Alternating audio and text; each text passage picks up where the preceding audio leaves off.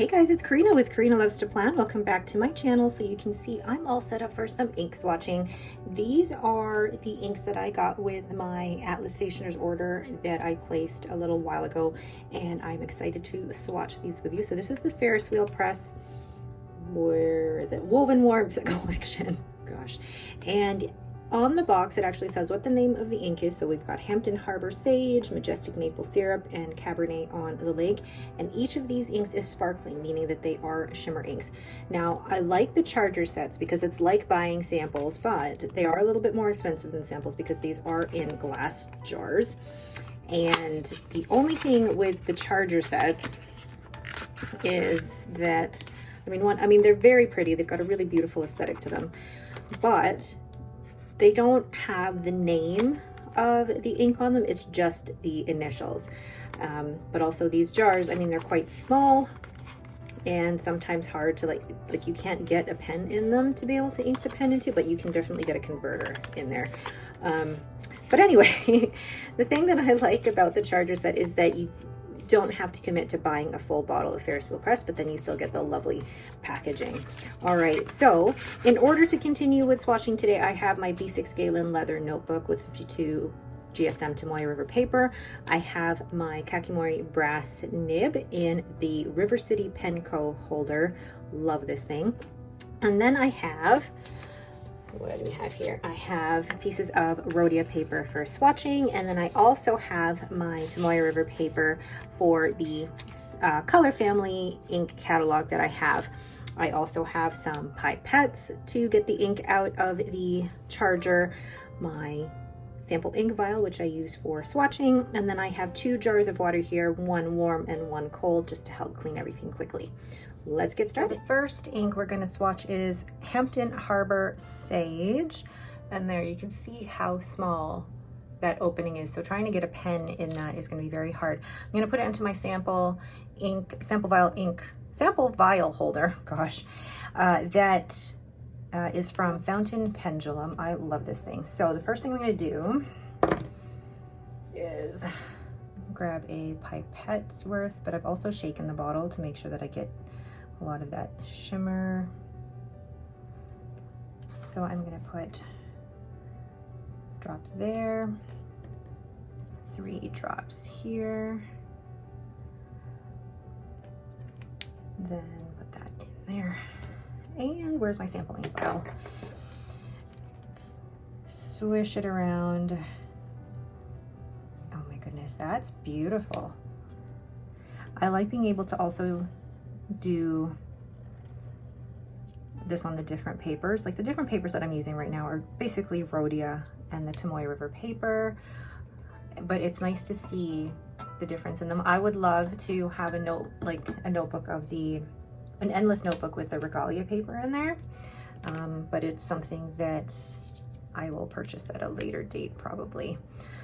And I really like the color of that so far, although it does remind me a little bit of Wearing Ghoul Vayu, which I found a little bit too light for me.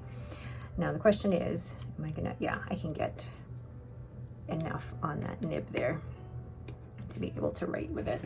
So this is Ferris wheel press. Gosh, this is a weird angle for me to be writing. And this is Hampton Harbor Sage. Harbor Sage. Interesting. So I'm going to do the different line widths here. Oh, that was not as thick as I would like it. Okay, not too bad. And for writing with it, it's actually not too light. I thought it could be lighter than that, but that's not too bad at all. Although I feel like it could possibly be a little dry, but the shimmer seems to be spreading nicely throughout, but I do want to make sure that I agitate and get enough shimmer on my nib so that I can get a consistent representation of this ink on all of the places that I'm swatching. So, I mean, just as a reminder as well, when you're ink swatching, you do not have to do all of this. You don't have to do any of this if you don't want to. It's just fun for me to be able to swatch this in different places and to just play with the ink. Yeah, from writing with this with my Kakimori brass dip pen, I can tell this is probably going to be a dry ink. Whoops. Hampton Harbor. It's pretty, but I feel like it's probably going to be a drier ink, but it is, you know, drying beautifully already. So just a quick close-up here. Let's look at that already. I do like that shimmer, but I feel like if I'm going to use this, I'm probably going to add a drop of the Van Ness White Lightning to see if that helps improve the flow on that. So that is Ferris Wheel Press Hampton Harbor Sage. The next ink we have here is, I'm checking the box, Majestic Maple Syrup. Ooh, that sounds interesting. So making sure to agitate or shake up the bottle. I know some people don't like to shake the bottle because of they're afraid of air bubbles and things, but when I'm just sampling or swatching like this, I'm not too bothered. That's a lot of ink. Oops.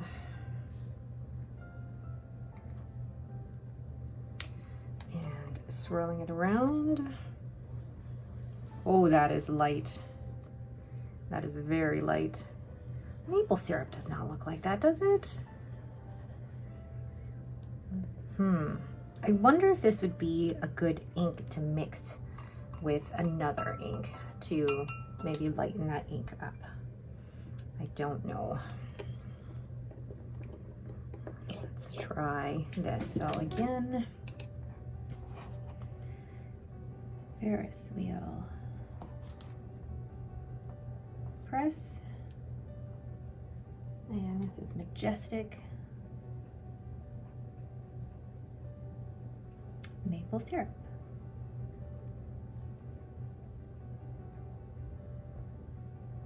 And I don't know how I feel about this one.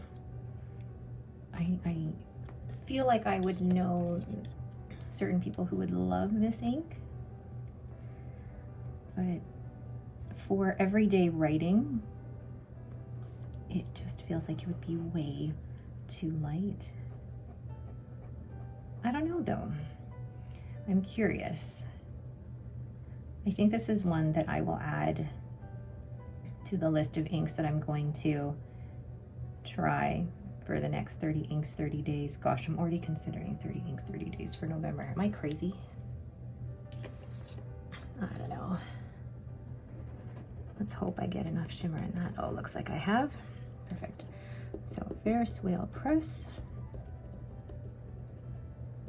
Okay, this seems like it's not as dry as Hampton Harbor Sage. Majestic.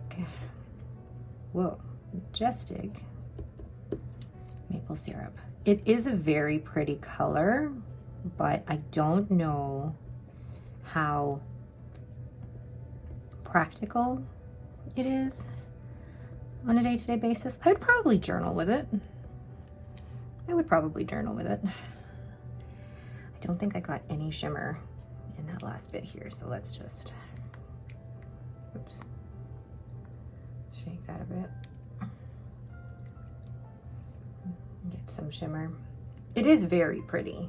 I have to admit that. It is very pretty. There, add some shimmer there. Majestic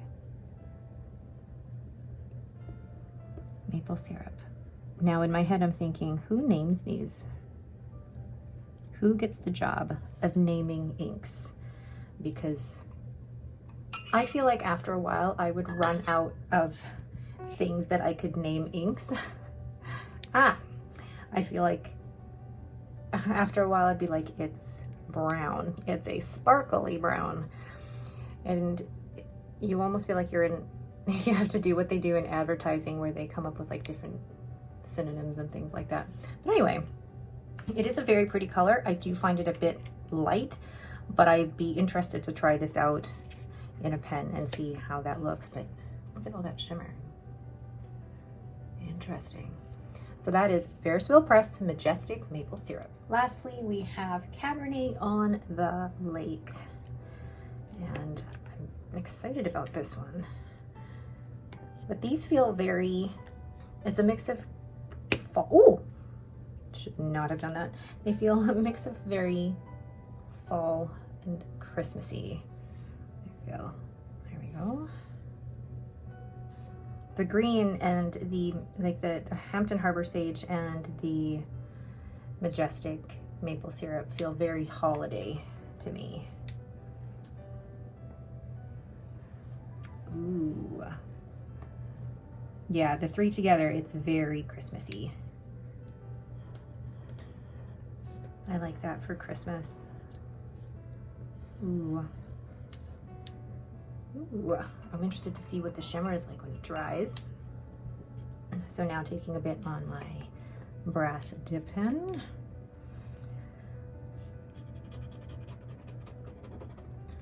What I've noticed actually with my Kakamori brass dip pen in general is that the more that I've used it, ooh, this one's quite wet on the nib.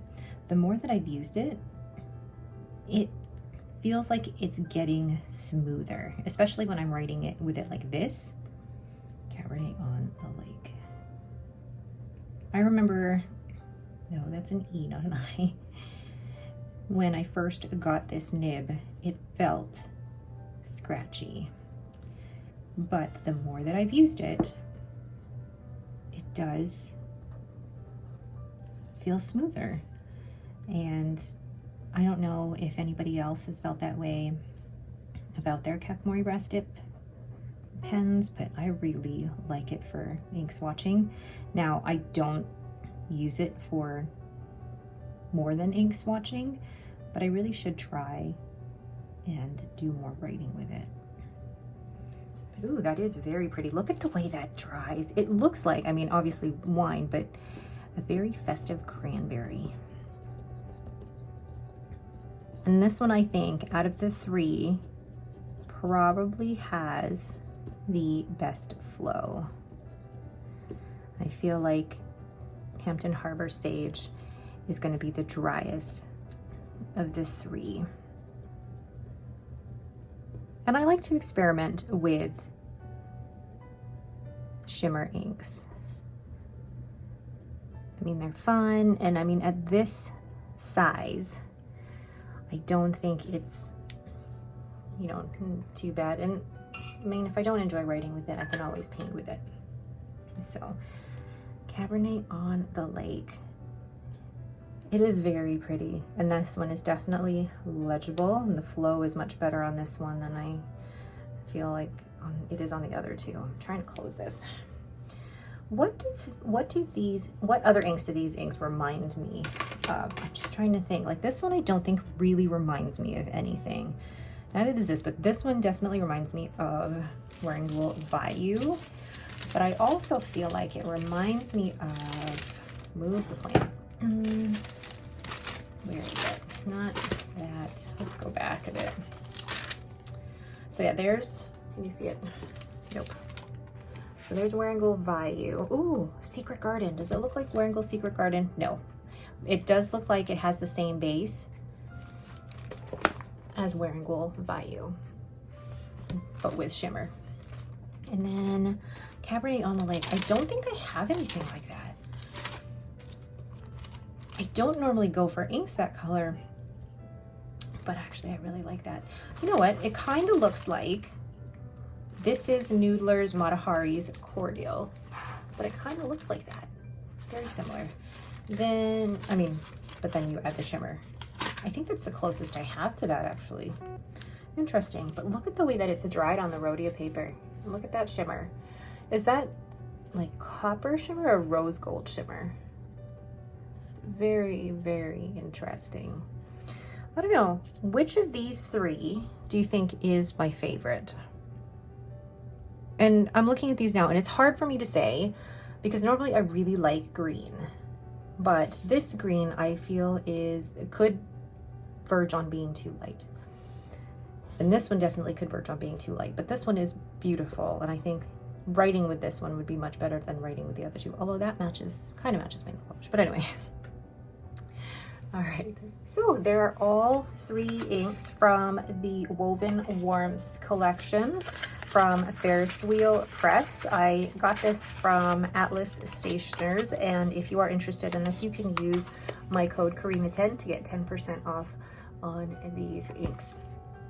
And I mean, if you really like using your fountain pens for art, these would be great for that, and for painting as well. I really actually hope to use these for fountain pen ink painting because I think they would be really pretty in that sense. All right, but that is it for me. Thank you guys so much for watching. If you have any questions, please leave them in the comments below. If you like this video, please leave me a thumbs up and don't forget to subscribe. Thanks for watching and have a great day.